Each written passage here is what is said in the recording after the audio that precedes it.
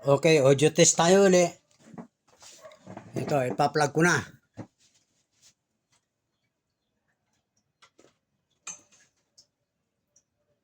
Yun, lumagatik na yung relay. Ito yung inaayos natin, itong right, ito ba? Ito. Yung right. Ito naman dating meron na eh. Ito, audio test tayo. Dating meron na. Ito yung dating meron. Meron, di ba? Ito yung wala na inaayos natin. Meron na. Rinig nyo?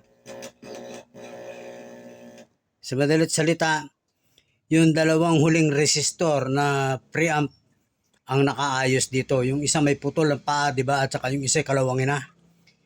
Yun po